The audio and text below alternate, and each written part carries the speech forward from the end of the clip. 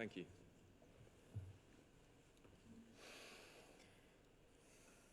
Women's lives are most at threat from the men that they live with, their husbands and their fathers. 50% of female victims of homicide are killed by a partner or an ex-partner, as opposed to only 3% for men. 3/4 of female victims of homicide are killed at home, where women should feel safest.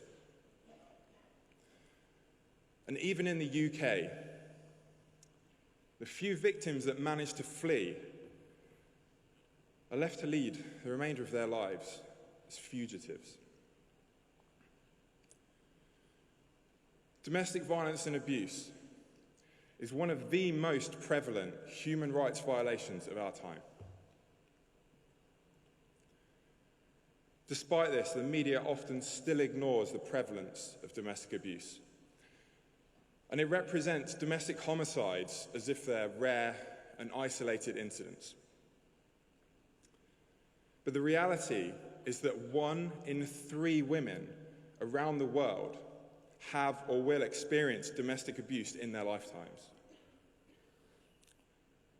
And globally in 2016, 4 times as many deaths occurred due to homicides than war. Domestic violence is a pervasive problem in every corner of our world.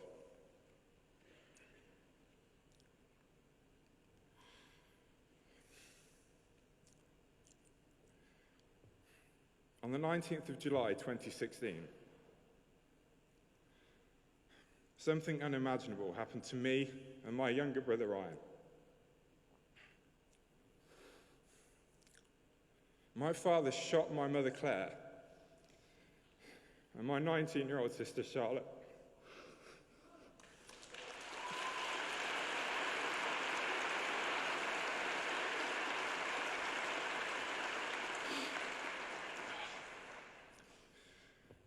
He then committed suicide.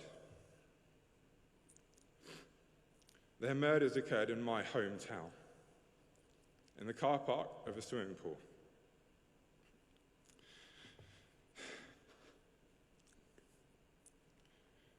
Ryan and I only survived because we were working abroad at the time.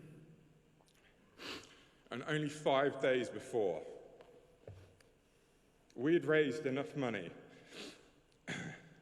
and moved our mother and sister away from our abusive father.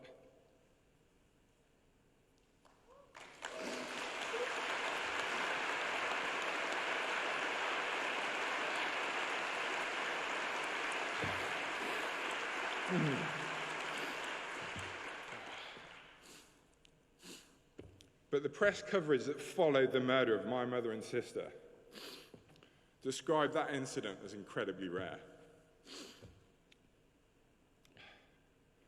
One report went as far as to call it understandable.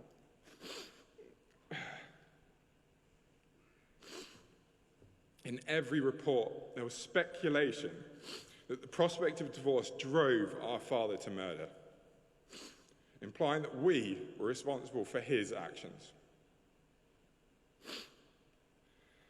Yet we had struggled our entire lives against our father.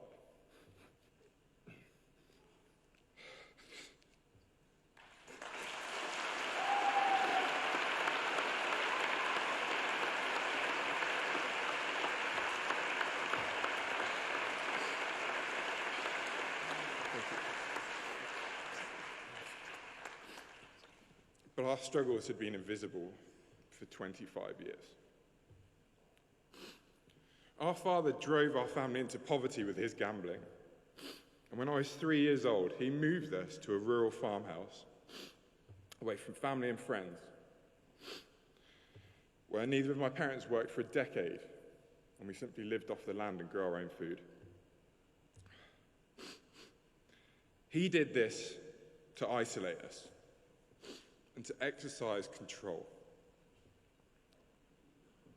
Because of him, Our family was never free.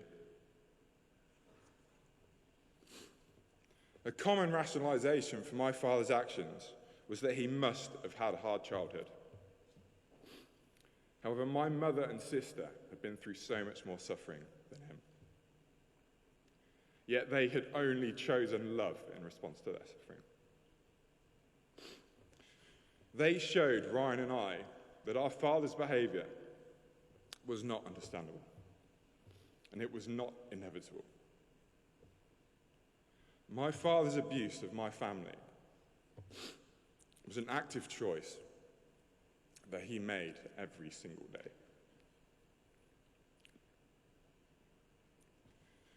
Violence against women and children cannot be blamed on the mental health of perpetrators or on victims' actions.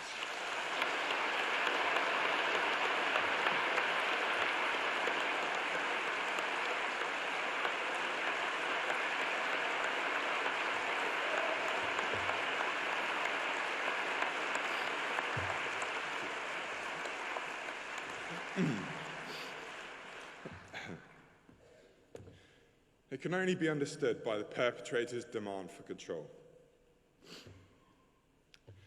Even something as trivial as the media referring to the suicide note that our father had written made our struggles invisible.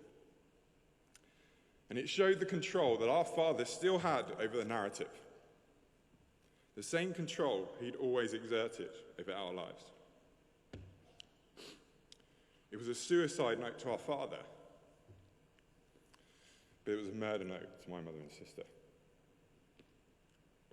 Cruelty is always a choice. And so is the perspective that bystanders take towards that abuse and violence.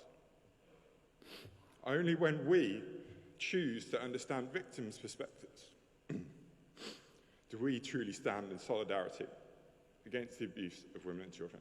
Thank you.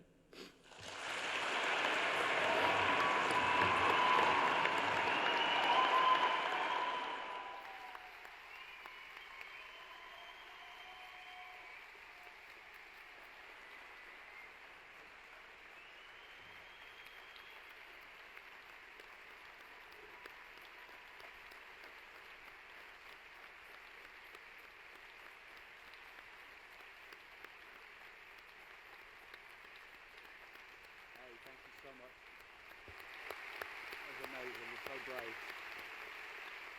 Thank you.